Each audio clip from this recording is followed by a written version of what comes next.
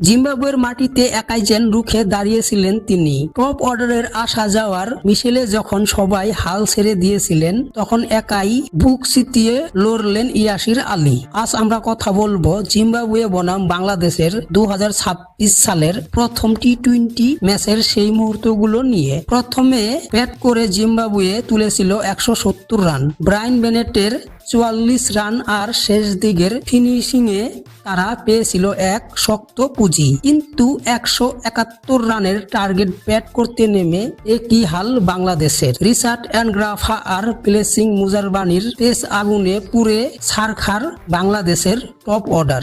স্কোরবোর্ডে মাত্র 38 রান, আর সাজঘরে ফিরে গেছেন সাইফ হাসান, তানজিদ হাসান। ম্যাচ তো ওখানেই শেষ মনে হচ্ছিল, তাই না? কিন্তু না, ক্রিজে তখন ইয়াসির আলী চৌধুরী। চারদিকে যখন উইকেট পড়ার হিড়িক, ইয়াসির তখন জিম্বাবুয়ের বোলারদের উপর পাল্টা আক্রমণ চালালেন। মাত্র 38 বলে 54 রানের এক দুর্দান্ত ইনিংস, 3টি বিশাল ছক্কা আর 2টি দৃষ্টিনন্দন 4 মেরে তিনি যেন একাই খাদের কিনার থেকে দলকে টেনে তোলার চেষ্টা করেছিলেন। তার ওই ছক্কাগুলো দেখে মনে হচ্ছিল অসম্ভব, এই ম্যাচটা হয়তো বাংলাদেশ বের করেই আনবে। কিন্তু ক্রিকেট তো আর একজনের খেলা নয়। 17 ওভারে রিচার্ড অ্যান্ড গ্রাফার বলে ক্যাচ তুলে দিয়ে শেষ হয় ইয়াসির আলীর এই লড়াকু ইনিংস। 19 ওভারে 138 রানেই গুটিয়ে যায় বাংলাদেশ, আর এই জিম্বাবুয়ে ম্যাচটি জিতে নেয় 32 রানে। ম্যাচ হারলেও ইয়াসির আলীর